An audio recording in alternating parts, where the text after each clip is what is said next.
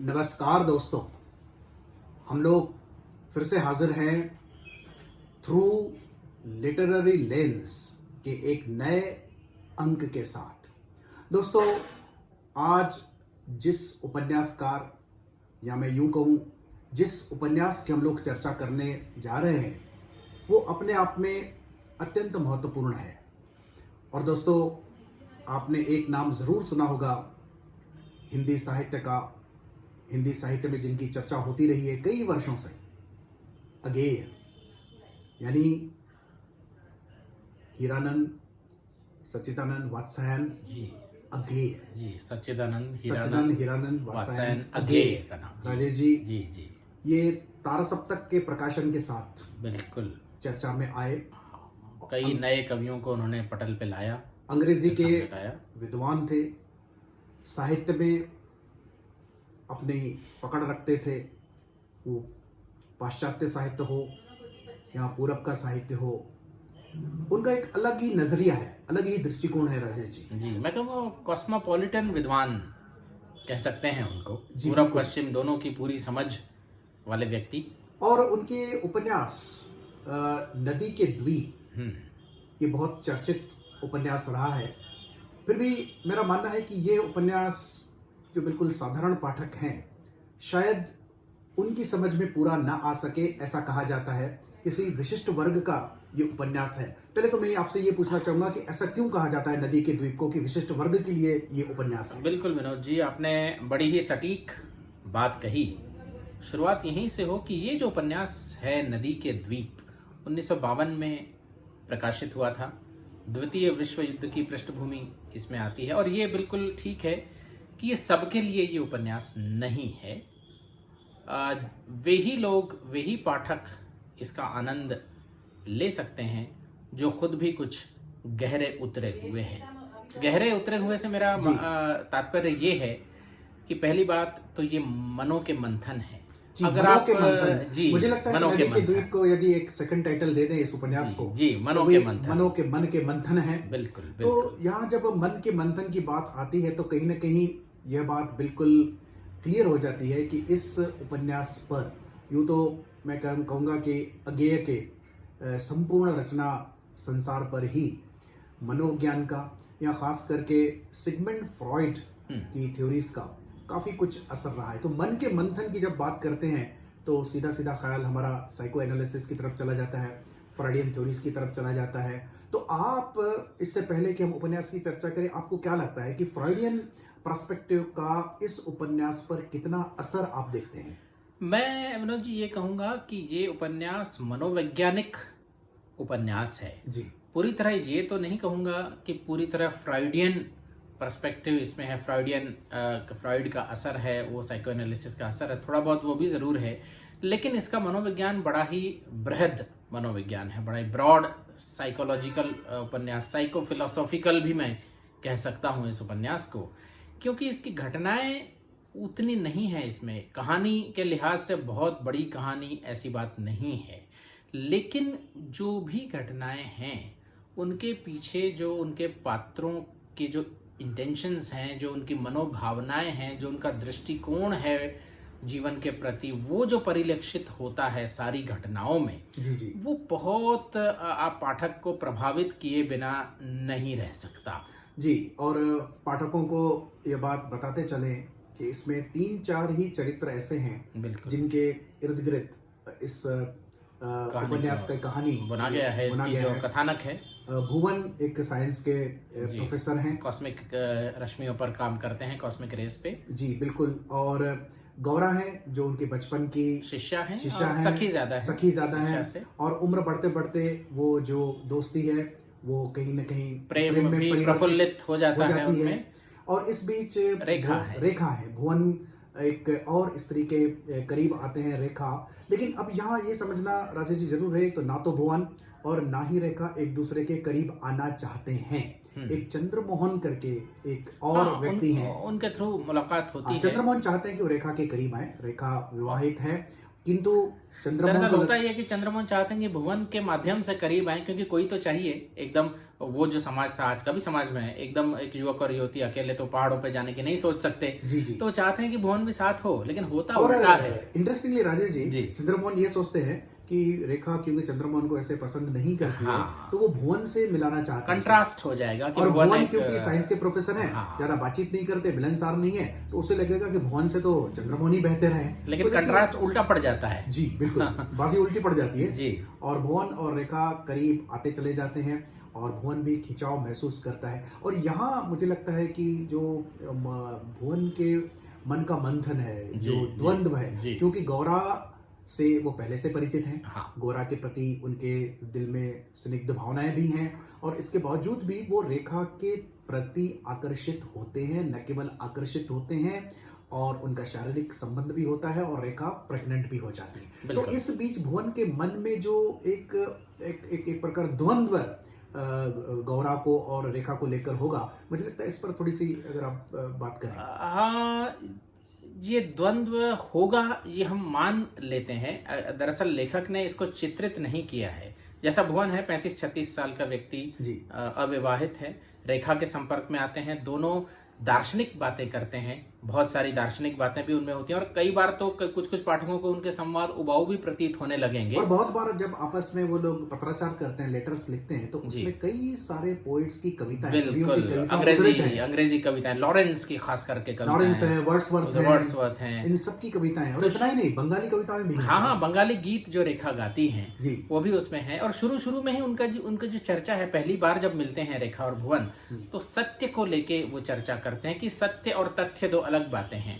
तथ्य तो तथ्य हैं, फैक्ट्स हैं, लेकिन वो सत्य जो है वो व्यक्ति के आने से वो सत्य बनता है। व्यक्ति की जो राग अनुराग हैं, उसमें जब तथ्य परसीव किए जाते हैं, तब वो सत्य बनता है। तो ये बड़ा अच्छा डिस्कशन और मुझे होता है। ये भी लगता है कि जैसे आप और हम लोग एक प्रेम को परिभाषित करने का प्रयास करते रहते हैं। हाँ। और हमेशा ही मैं कहता हूँ कि जो लव है वो एक 4 डायमेंशनल कंसेप्ट है। वो सिर्फ फिजिकल और इमोशनल नहीं है, उसका इंटेलेक्चुअल और आर्टिस्टिक पहलू भी है। तो मुझे लगता है कि रेखा और भुवन के बीच में यह 4 डायमेंशन से हमें दिखाई देते हैं। बिल्कुल, वो इंटेलेक्चुअली कनेक्ट होते हैं। हाँ, इंटेलेक्चुअली होते हैं, फिर भावनात्मक रूप से करीब आते हैं, फिर शारीरिक रूप से भी जब वो तुल्यन जाती है रेखा उनके साथ। और कहीं ना कहीं आर्ट तो है, में भी इंटरेस्ट है, पोएट्री में भी इंटरेस्ट है।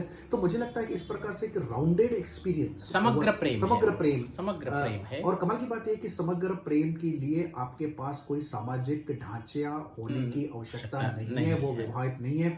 रेखा का अपने पति के साथ अनबन चल रही है और तलाक की बातें चल रही हैं, किंतु तलाक हुआ नहीं है, वो मुक्त नहीं है। और इधर भुवन भी गौरा के प्रेम में है, वो भी वहां से मुक्त नहीं है। किंतु प्रेम दरअसल गौरा के प्रति जो मैं कहूंगा विनोद जी, जो प्रेम है ना भुवन का, वो धीरे धीरे प्रफुल्लित हुआ है। शुरू से नहीं, शुरू से वो शिष्या ही है, एक सखी है।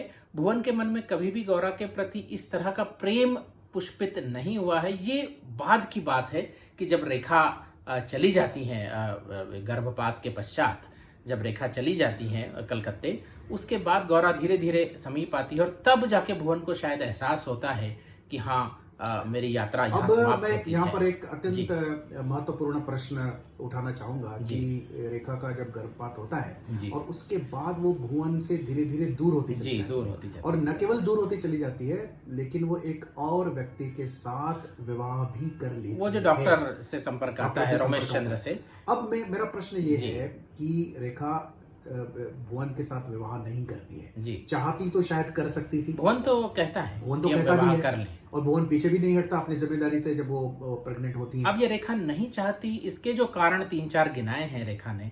अब ये हम जब सतही तौर पे समझते हैं ऐसी चीजों को, तो हमें लगता है कि नहीं, ये बड़ी थोथली चीजें हैं, ऐसी बात नहीं, कर लेना चाहिए था विवाह। लेकिन जो मनों के मंथन है विनोद जी, वो बड़े भारी हैं मनों के मंथन। रेखा जो एक कारण गिनाती है, खास करके सुधी पाठक उसको समझ, बाकी 2 कारण तो ठीक है, मैं मुक्त नहीं हूं कहती है, और विवाह इटसेल्फ, मेरे लिए जो विवाह संस्था है वो बड़ी बुरी साबित हुई है अब तक।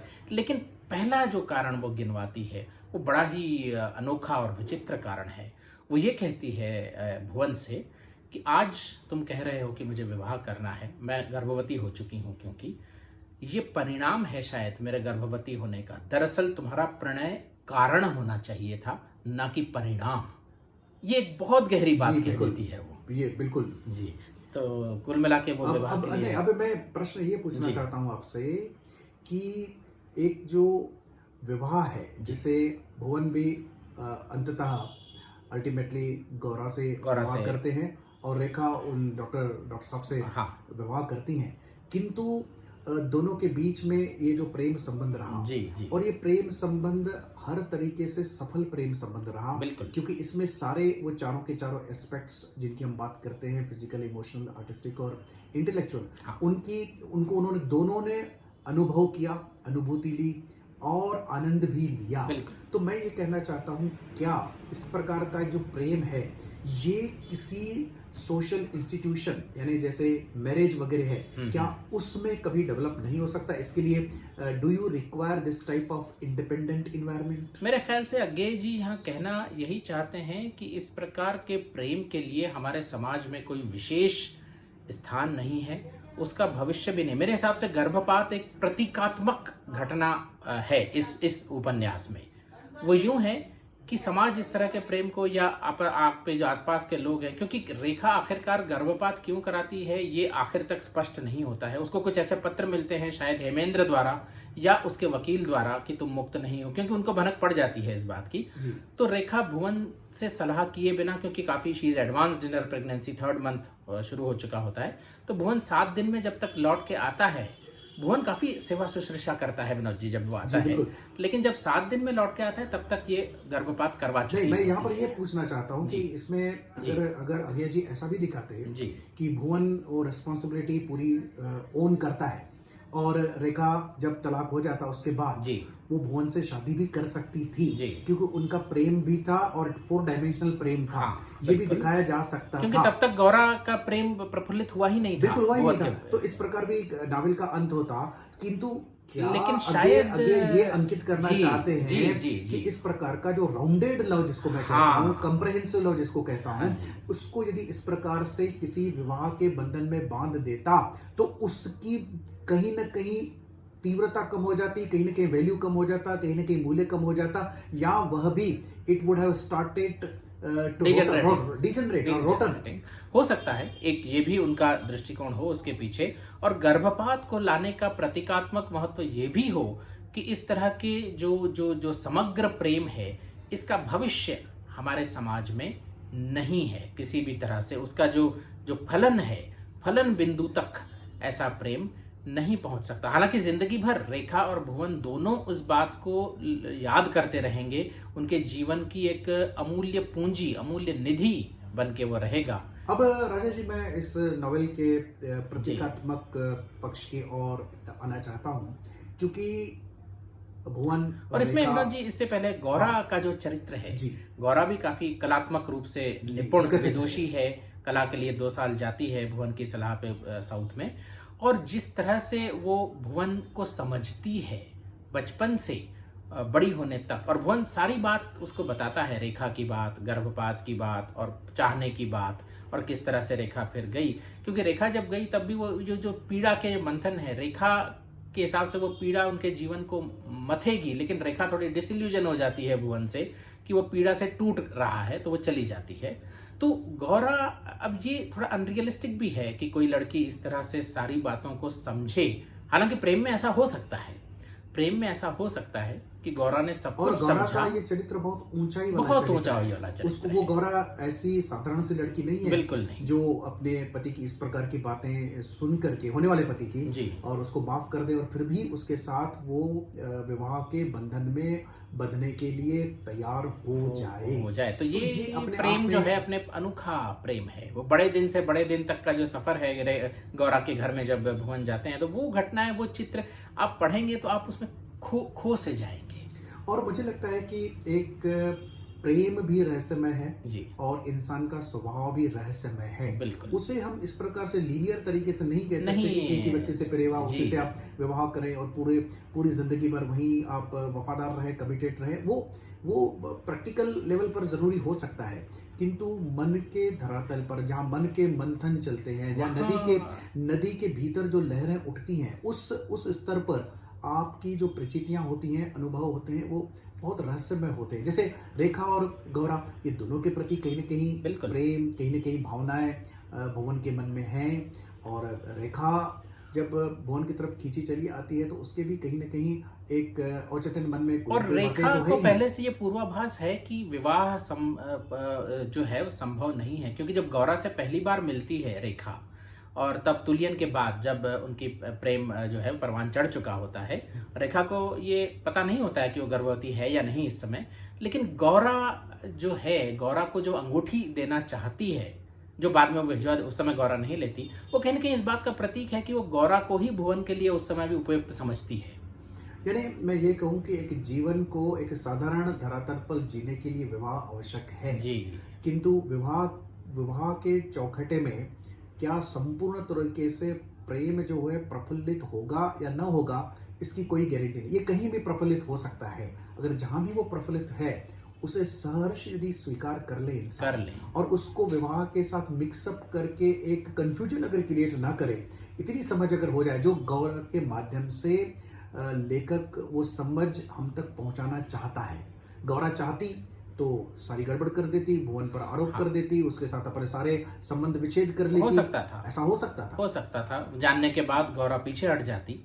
और पाठक को आश्चर्य तो तब होता है जब रेखा एक ऑर्डिनरी रूप से डॉक्टर रमेश चंद्र के साथ, डॉक्टर रमेश चंद्र सामने आते भी नहीं है कभी नॉवेल में, जी। वो परोक्ष रूप से ही हैं वो तो। और मुझे कहीं तो भी ये थोड़ा सा ऐसा नहीं लगता कि मतलब जो एक जो प्रोबेबिलिटी का लॉ है किसी जी। भी आर्ट के अंतर्गत, जी। कि अचानक एक डॉक्टर मिलते हैं और उसको भुवन का सब कुछ भुला करके वो डॉक्टर के साथ विवाह करना अब चाहते अगर हैं। स्थैर्य ही चाहिए रेखा को, तो इस तरह भुवन के साथ जो स्थैर्य प्राप्त हो सकता था, जी। चाहे जो भी पीड़ा तो मांझती है, पीड़ा तो, और भाई शोलाए गम के भड़कने का कोई रंज नहीं, जिंदगी आग में तप तप के निखर जाएगी।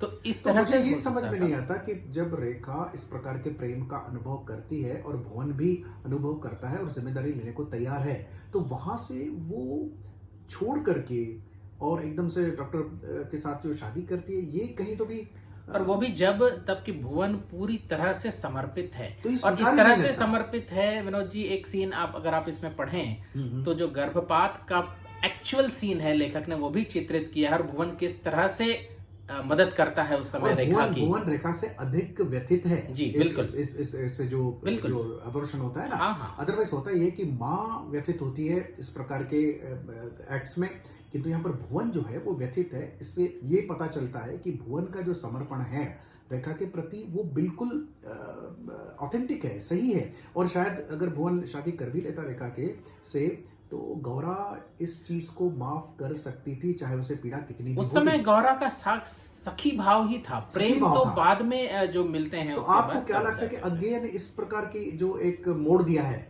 इस उपन्यास में, अब इसका क्या तात्पर्य क्या होना चाहिए? मतलब क्या तात्पर्य बताना चाहते हैं यहाँ, क्या कहीं कहना ना कहीं कहना यही एक तो कहना चाहते हैं कि जीवन लीनियर नहीं है, मन के मंथन बड़े ही क्लिष्ट हैं, और व्यक्ति जिस तरह से होना चाहिए उस तरह से नहीं, अपने मन के जो पावर ऑफ सिचुएशन जिसको हम कहें, उस तरह से भी व्यक्ति कहीं ना कहीं हार जाता है और फेर लेता है मुंह, जहां नहीं फेरना चाहिए मुंह, वहां से भी मुंह फेर लेता है व्यक्ति कभी कभी। और फिर ये कि इस तरह के समग्र प्रेम के लिए शायद विवाह में या समाज में उतना स्थान हमारे यहाँ नहीं है। और फिर मैं यदि इसके सिंबोलिज्म पर आऊं तो मुझे जी। लगता है कि रेखा एक द्वीप है, भुवन एक द्वीप है। जी। जो भी अनुभव उनके जीवन में आते हैं वो नदी है। नदी द्वीपों को छूती है, बिल्कुल। छूती तो है लेकिन द्वीपों के साथ रुक नहीं जाती। रुक नहीं जाती। नदी आगे बढ़ जाती है, किंतु नदी का प्रभाव द्वीपों की शेप में, उसके रख रखाव में, उसके गोलाइयों में गोलाइयों में थोड़ा सा परिवर्तन करता चला जाता कर है। देता है। तो भुवन का रेखा के जीवन में और द्वीप आना पूरी तरह से ढह भी नहीं ढह सकते। भी नहीं जाता, ढह भी नहीं सकता। तो भुवन जब रेखा के जीवन में आता है तो रेखा द्वीप है, भुवन नदी है। लेकिन जब रेखा भुवन के जीवन में आती है तो भुवन द्वीप है जी। और रेखा नदी है। बिल्कुल। रेखा भी अपना प्रभाव भुवन पर छोड़ के चली जाएगी और भुवन भी अपना प्रभाव रेखा पर छोड़ के चले जाएगा। वो अपने आप में द्वीप हैं।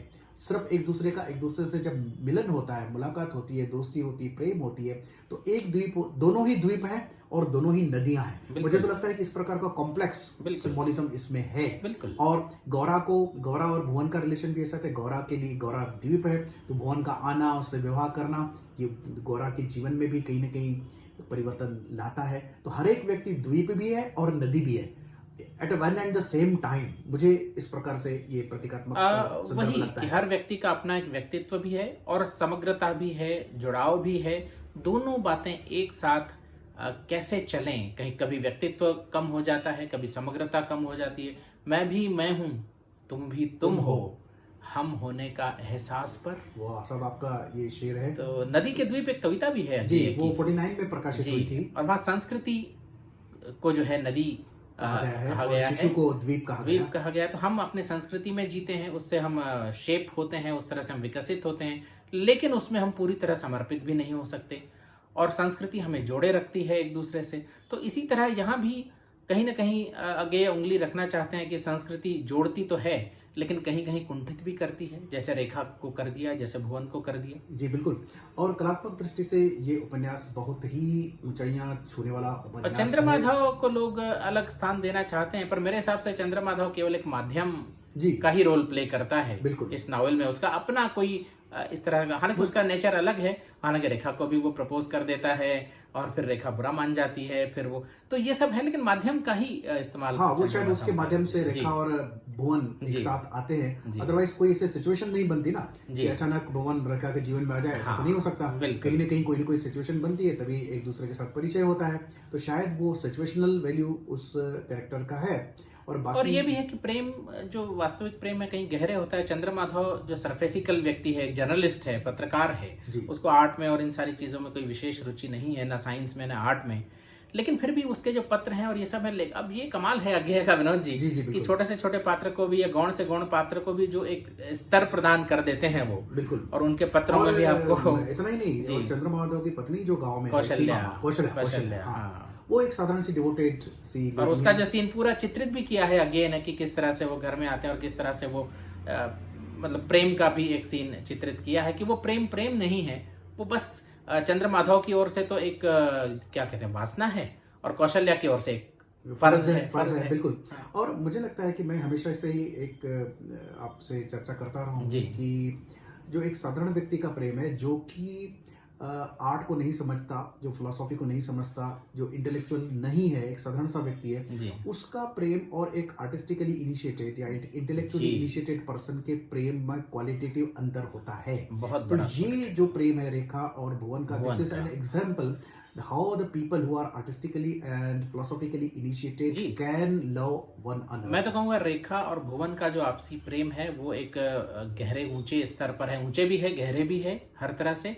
और गौरा का प्रेम जो है वो सख्य भाव से जो प्रेम पनपता है, भुवन का गौरा के प्रति क्या है, कितना है, ये मैं कहने में असमर्थ हूं, क्योंकि भुवन कभी स्पष्ट रूप से रियलाइज नहीं करता है इस बात को। अंत में केवल अंतिम पत्र है उपन्यास का जहां वो उनके पिताजी से कहता है कि मैं आपके पिताजी से कहूं कि मैं विवाह करना है, तो बस यहाँ पर बात खत्म हो जाती है। लेकिन गौरा का जो प्रेम है भुवन के प्रति, वो भी बड़े ऊंचे स्तर का प्रेम। जी बिल्कुल। तो ये एक प्रेम को किस लेवल पर होना चाहिए, यानी what is an ideal love, जी। या होना चाहिए, होता है नहीं होता है ये तो बात की बात है, किंतु और यहाँ तक होता है विनोद जी, बड़े दिन वाला जो सीन है, जी बिल्कुल। वहाँ जब गौरा और भुवन, गौरा निकट आती है और अपना व्यक्त करती है अपना स्नेह प्रेम, तो फिर भुवन बाद में सोचता भी है कि मैं मना कर दूंगा, मैंने हाँ तो कह दिया, जी, पर मैं मना कर दूंगा, दिन में मना करूँ। फिर गौरा का व्यवहार देख के उसको लगता है नहीं, आज मना नहीं करूंगा, बाद में मना कर दूंगा, लेकिन अंत तक वो कर नहीं पाता। तो मैं कहूँगा गौरा का प्रेम भुवन के प्रति बड़ा ही उच्च कोटि का है।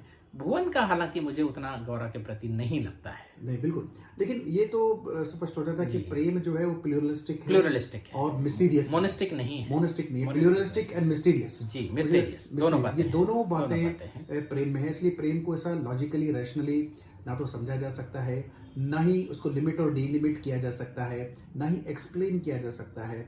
तो मुझे मैं तो लगता है कहूंगा, मैं कहता हूँ ना जी एक अंग्रेजी में कि love may be beyond reason but it is not unreasonable. Yeah, there may be the reasons, right? Yeah. Known, It may be unknown, beyond conscious, any known unconscious. reason, yeah, but it's not an unreasonable thing, right? बराबर है। और सही गलत की जो परिधियां हैं, जो सीमाएं हैं, उससे भी प्रेम जो है वो बिल्कुल मुक्त है, और इसको प्रेम को प्रेम करके स्वीकार कर देना चाहिए। हम क्या करते हैं, प्रेम को किसी और प्याले में डाल देते हैं और प्याले के नाम से प्रेम को समझने का प्रयास करते हैं। जी। तो ये भूल ना करें। मुझे लगता है कि अगेय जैसे प्यार को प्यार ही रहने दो, कोई नाम ना दो, जो बड़े साहित्यकार हैं वो प्रेम के उस रूह को छूना चाहते हैं। और कला एक ऐसा माध्यम है, कला और प्रेम का जहाँ संगम हो जाए मुझे लगता है कि जीवन की वो एक उच्चतर ऊंचाई, बहुत ऊंचाई, बड़ी बहुत बड़ी ऊंचाई है। वो। यदि आप प्रेम और कला दोनों को एक साथ महसूस कर सकते ऊंचाई भी हैं, है, गहराई भी है। ऊंचाई भी है, गहराई भी है। हाँ। कमाल की बात ये जी। कि contradictions are not mutually Yeah. Exclusive. Yeah. जो हम बात करते हैं कि ऊंचाई भी है और गहराई गहराई है। भी है। So the prem and art, the love and art, if they can come together and if you are able to experience them at one and the same time and with the single person, और that will be the real achievement in life. बिल्कुल। So दोस्तों, आपको ये आज का discussion कैसा लगा?